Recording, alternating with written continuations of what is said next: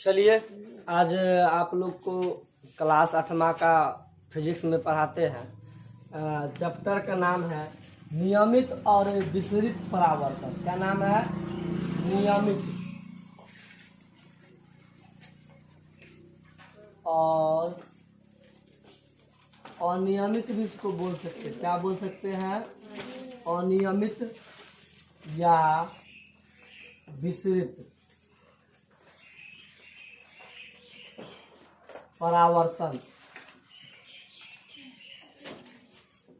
अच्छा, परावर्तन का मतलब बताए थे ना आप लोग को। परावर्तन का मतलब बताए थे कि प्रकाश किसी चमकीले सतह से टकराकर उसी माध्यम में लौट जाता है, तो इसी घटना को क्या कहते हैं? परावर्तन कहते हैं। क्या कहते हैं? परावर्तन कहते हैं। ये परावर्तन दो तरह के होते हैं। कितने तरह के? दो तरह के। ध्यान सुनिए, परावर्तन कितने तरह के होते हैं? दो तरह के होते हैं। पहला परावर्तन का नियमित परावर्तन कहते हैं और दूसरा परावर्तन को क्या कहते हैं? अनियमित या विसरित परावर्तन कहते हैं। चलिए आगे ध्यान देते हैं कि नियमित परावर्तन क्या होता है। देखिए तो सब बोर्ड पे देखिएगा, नियमित परावर्तन क्या होता है। देखिए ये एक प्रकार का दर्पण है। ये किस प्रकार का दर्पण है? एक प्रकार का दर्पण है। अगर दर्पण का नाम दे दे तो ये ए हो गया और ये क्या हो गया? ए डैश हो गया। क्या हो गया? ए डैश हो गया। और ये एक प्रकार का दर्पण का एक भाग है जिसको हमने क्या कर दिया? रंग दिया। क्या कर दिया? रंग दिया। देखिए दर्पण भी एक कांच का टुकड़ा ही होता है, उसका बस एक भाग रंगा होता है। अगर उसको एक भाग नहीं रंगेंगे तो वो कांच कहलाएगा। क्या कहलाएगा? कांच कहलाएगा, जिसको हम आई पार से ओई पार तक देख लेंगे। क्या कर लेंगे? इस पार से उस पार तक हम देख लेंगे। लेकिन अगर हमें दर्पण लेना है तो हमें कांच के एक भाग को क्या करना पड़ेगा? रंगना पड़ेगा। क्या करना पड़ेगा? रंगना पड़ेगा। और नहीं, अगर हम नहीं रंगते हैं तो क्या होगा? अगर हम नहीं रंगते हैं किसी कांच को तो क्या होगा? वो कांच ही रह जाएगा, उससे प्रकाश का परावर्तन नहीं होगा। अगर हमें प्रकाश का परावर्तन करना है तो हमें कांच का टुकड़ा लेना है, लेकिन उसका एक भाग क्या होना चाहिए? रंगा होना चाहिए। क्या होना चाहिए? रंगा होना चाहिए। चलिए हम बहुत सारे प्रकाश के परावर्तन को आपतित करते हैं। क्या करते हैं? आपतित करते हैं। ये कौन सा किरण है?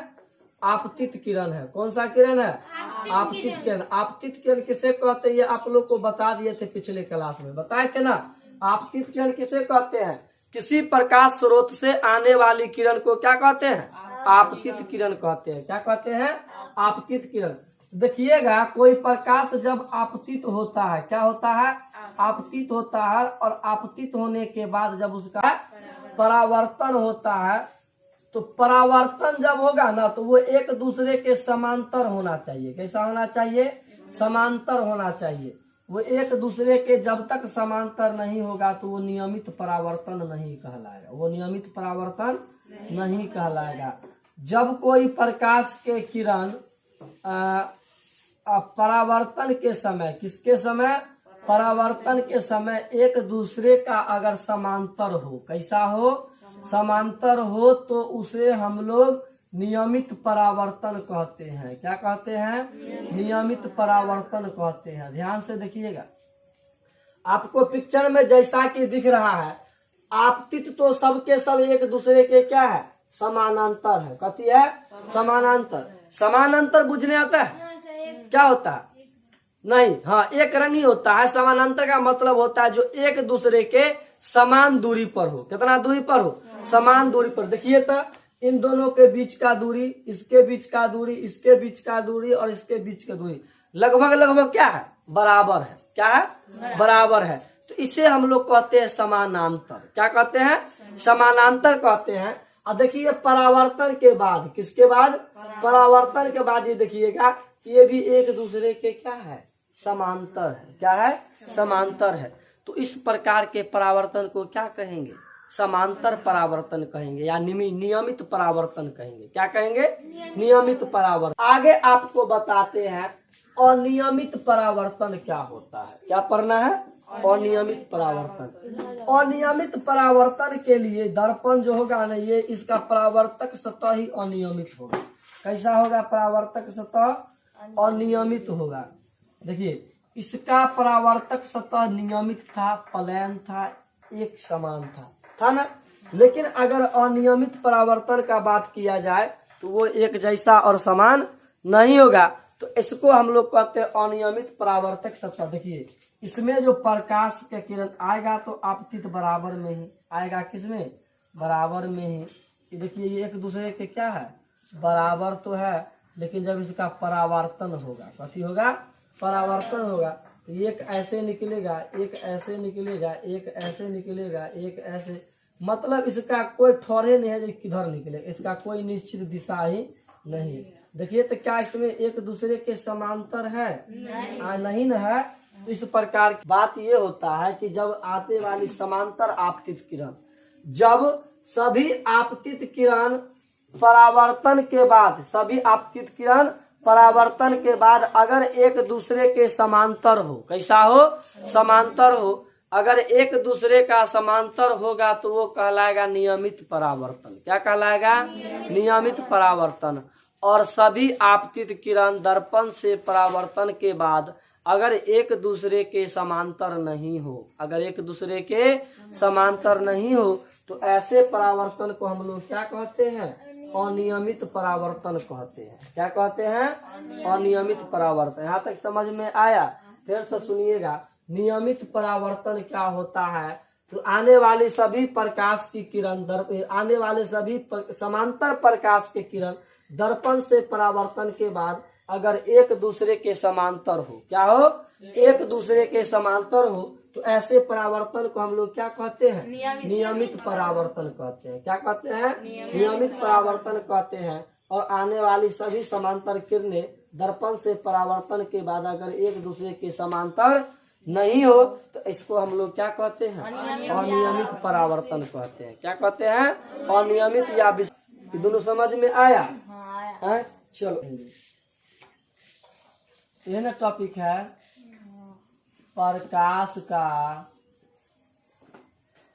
पुनः परावर्तन है, परिवर्तन है, प्रकाश का पुनः परावर्तन।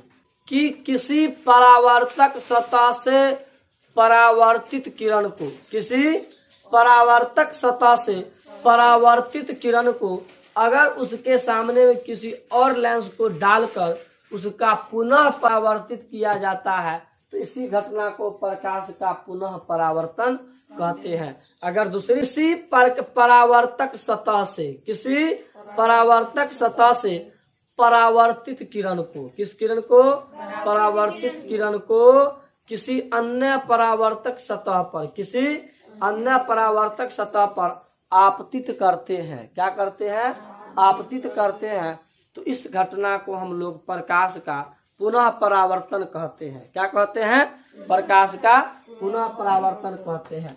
जैसे देखिए मान के चलते हैं कि ये बल्ब है, ये क्या है, बल्ब है, ये बल्ब है, इससे क्या निकलेगा, प्रकाश निकलेगा। क्या निकलेगा, प्रकाश निकलेगा।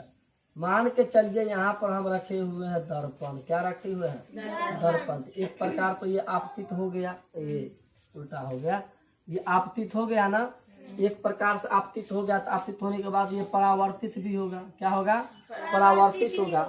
अगर हम क्या करते हैं, यहाँ पर फिर एक दर्पण रख देते हैं, फिर क्या रख देते हैं, दर्पण रख देते हैं, तो यहाँ से फिर से ये क्या हो गया, परावर्तित हो गया। क्या हो गया, परावर्तित हो गया। तो देखिए तो हम प्रकाश का पुनः परावर्तित किए कि नहीं। आप लोग कभी सैलून गए हैं, सैलून में देखिएगा आप लोगों का प्रतिबिंब आगे का और पीछे का दोनों का बनता होगा, वो में एक वो दर्पण में। कभी देखे हैं ऐसा?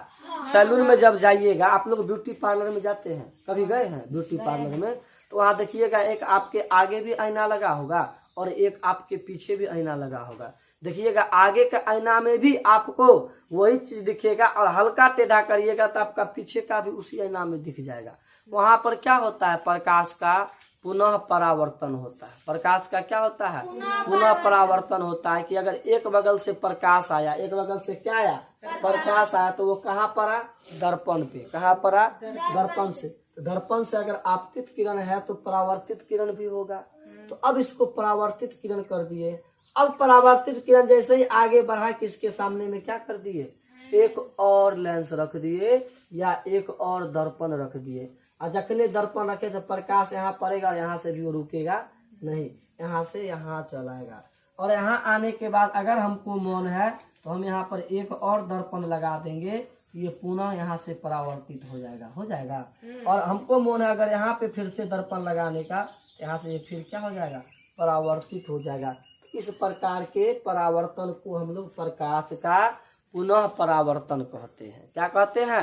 प्रकाश का पुनः परावर्तन कहते हैं। इसका मतलब समझ में आया कि अगर कोई आने वाले आपतित किरण को दर्पण से परावर्तन कराएंगे, अब परावर्तन करने के बाद जो आगे की ओर बढ़ता है प्रकाश, उस प्रकाश के सामने पुनः एक और दर्पण रख देंगे, और दर्पण रखने के बाद उसको वहां से फिर से क्या कर देंगे, परावर्तित कर देंगे। क्या कर देंगे? परावर्तित कर देंगे। तो इस प्रकार के परावर्तन को हम लोग क्या कहते हैं? प्रकाश का पुनः परावर्तन कहते हैं। क्या कहते हैं? प्रकाश का पुनः परावर्तन कहते हैं। इसी के आधार पे एक क्या होता है, जो वस्तु है क्या कहते हैं उसको, बहु प्रतिबिंब कहा जाता है। क्या कहा जाता है? बहु प्रतिबिंब कहा जाता है। एक तो देखिए यहाँ से यहाँ गया तो आपका कहीं पे पर्दा लगा दीजिएगा तो प्रतिबिंब बन जाएगा। क्या बन जाएगा? प्रतिबिंब बन जाएगा। लेकिन इसी तरीका से अगर आप आईना लगाते जाइएगा, क्या लगाते जाइएगा? आईना लगाते जाइएगा, तो अगर हल्का टेढ़ा करके लगा दीजिएगा, सैलून का बात करते हैं, सैलून में अगर थोड़ा देखिएगा कि हल्का कर्व करके, हल्का टेढ़ा करके अगर आईना को लगा दिया जाता है, तो उसमें आप देखिएगा आईना में कि आपके पीछे का फोटो 5-10 गो बना होता है। कभी गौर किए हैं? 2 गो आईना है, एगो आईना इस साइड एगो साइड, हल्का टेढ़ा करके लगा दिया, यहाँ पर बैठिए, तो इसमें बनेगा, फिर इसमें, फिर इसमें, फिर इसमें, फिर इसमें, फिर इसमें, फिर इसमें। हाँ, आपको मतलब ओरिजिनल में तो ऐसा नहीं होता है, नहीं होता है, लेकिन आपको तो एहसास होता है ना, पीछे बाप रे कितना बड़ा आईना लागल है, एहसास होता है ना। तो वही जो आईना लागल होता है, तो उसमें जो प्रतिबिंब बनता है, क्या बनता है? प्रतिबिंब बनता है। उसी प्रतिबिंब को हम लोग क्या कहते हैं? बहु प्रतिबिंब कहते हैं। क्या कहते हैं? बहु प्रतिबिंब कहते हैं। याद रहेगा।